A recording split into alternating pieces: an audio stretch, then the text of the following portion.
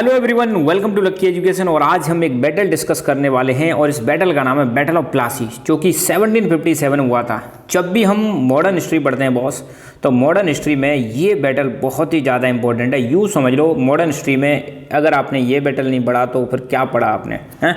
फिर आपको ये भी समझ में आएगा कि यार इस बैटल के बाद ही आपको देखने को मिलेगा जो अंग्रेज हुआ करते थे, ब्रिटिशर्स इंडिया में जब आए थे, और इसी बैटल के बाद देखने को मिलेगा उनकी पकड़ इंडिया में जम जाती है। ब्रिटिशर्स जो अब तक ट्रेडर बन के आए थे, व्यापार कर रहे थे, व्यापार करते करते भाई साहब वो रूलर बन जाएंगे। कब बनते हैं वो रूलर? इसी बैटल के बाद बनते हैं। ब्रिटिशर्स में कौन आया था भाई? एक कंपनी आई थी जिसका नाम था East India Company. So we will discuss about this battle of Plassey. बहुत शॉर्ट में हम डिस्कस करेंगे, सारी चीज़ें डिस्कस कर लेंगे शॉर्ट में ही, बहुत कुछ हम डिस्कस कर लेंगे। यहाँ पे बैटल कब हुआ, किस किस के बीच हुआ, क्या रिजल्ट था और क्या इंपॉर्टेंस है, कंक्लूजन भी डिस्कस कर लेंगे बैटल ऑफ प्लासी के बारे में। तो शुरू करते हैं बैटल ऑफ प्लासी। पहली बात, ये बैटल हुआ कब? ये बैटल हुआ था 23 जून 1757 को हुआ था ये बैटल, 23 जून 1757। दूसरी बात, कहाँ हुआ भैया? प्लासी नाम की जगह पर हुआ था। कहाँ पर? ये प्लासी भागीरथी रिवर के पास, बंगाल में। आज की डेट में वेस्ट बंगाल में, पहले बंगाल हुआ करता था, राइट? तो बंगाल में हुआ था बैटल ऑफ प्लासी। किसके बीच में हुआ था? तो बैटल ऑफ प्लासी में आपको दो गुट देखने को मिलेंगे। एक तरफ थी आपकी ईस्ट इंडिया कंपनी, अंग्रेजों की ईस्ट इंडिया कंपनी थी, और जिसको लीड कर रहे थे एक अंग्रेज थे जिनका नाम था रॉबर्ट क्लाइव। दूसरी तरफ हमारा बंगाल था, और बंगाल के नवाब हुआ करते थे भाई साहब। नवाब का नाम था सिराज उद दौला। नवाब का नाम क्या था? सिराज उद दौला। तो दो के बीच हुआ ब्रिटिश ईस्ट इंडिया कंपनी, जिसको लीड कर रहे थे रॉबर्ट क्लाइव, और दूसरे थे नवाब ऑफ बंगाल जो थे सिराज उद दौला। इन दो के बीच में ये लड़ाई देखने को मिलेगी।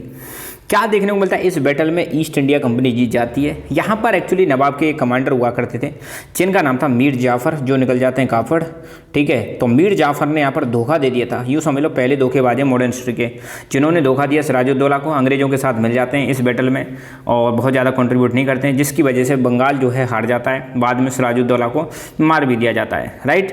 तो यहाँ पर धोखा देंगे, कौन धोखा देंगे भाई साहब? मीर जाफ़र, ठीक है।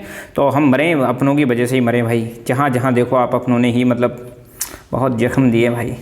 तो ये बैटल किस किस के बीच में? ईस्ट इंडिया कंपनी और नवाब ऑफ बंगाल। सिराजुद्दौला इसमें हार जाते हैं, ठीक है।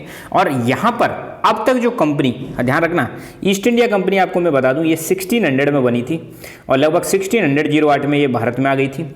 और इस ईस्ट इंडिया कंपनी ये ट्रेडर बन के आई थी भारत में, और ट्रेडर से भाई साहब ये कंपनी रूलर बन जाती है। तो रूलर कब बनती है? इसी बैटल के बाद बन जाती है रूलर। कहाँ की रूलर बनती है? तो शुरू में तो नो डाउट बंगाल की ही रूलर बनेगी। तो यहाँ पर ये कहानी देखने को मिलेगी। तो यहाँ एक प्रकार से हम कह सकते हैं कि इंडिया में ब्रिटिश रूल की बिगनिंग हो जाएगी। किसकी शुरुआत हो जाएगी? ब्रिटिश रूल की शुरुआत हो जाएगी। तो रिजल्ट ये था, कंपनी बैटल जीत जाती है। मीर जाफ़र जिन्होंने अंग्रेजों का साथ दिया था, जो कमांडर हुआ करते थे नवाब के, नवाब इनको खुश कर देते, मतलब अंग्रेज इसको खुश कर देते हैं और बंगाल का नवाब बना देते हैं। मगर ये पपेट रूलर हुआ करते थे, अंग्रेजों के सारे पर चलते थे। धीरे धीरे आपको देखने को मिलेगा बंगाल का political control east India company के हाथ में आ जाता है, अंग्रेजों के हाथ में आ जाता है, और अंग्रेज यहाँ पर इंडिया में रूल करना स्टार्ट कर देते हैं। और ऐसा ही नहीं, कंपनी बहुत सारा पैसा कहाँ से लेती है? बंगाल से बहुत सारा पैसा इकट्ठा करती है ना, कलेक्ट करती है, क्योंकि पावर इनके हाथ में आ गई थी। और फिर इस पैसे का इस्तेमाल करती है फ्यूचर में अपना एक्सपेंशन करने के लिए।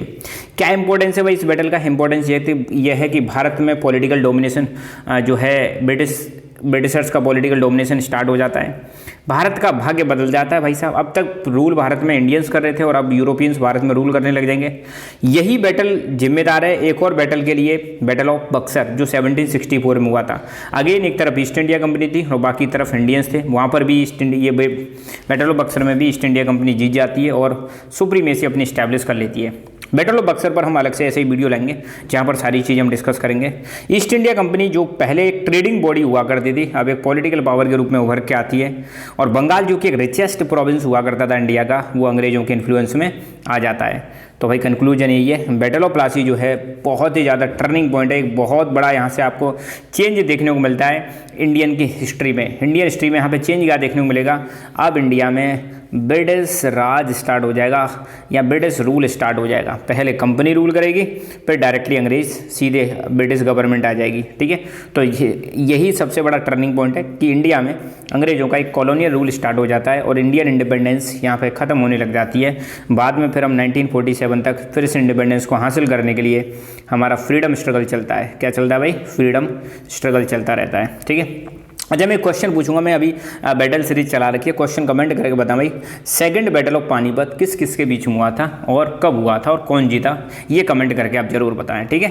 तो पुराने जो वीडियो जो मैंने करा दी उनको जरूर देखें, और इसकी प्लेलिस्ट आपको मिल जाएगी, बैटल सीरीज की प्लेलिस्ट में यहाँ पे अपडेट कर दूंगा। तो हिस्ट्री के जितने भी इंपॉर्टेंट बैटल हैं, चाहे वो एंशियंट हो, मिडीवल हो, मॉडर्न हो, will discuss each and every one in short, बहुत शॉर्ट में डिस्कस करेंगे ज़्यादा, ताकि उनको आप आसानी से रिटेन भी कर सको और जहाँ एग्जाम में ज़रूरत के हिसाब से लिख भी सको। So thank you so much.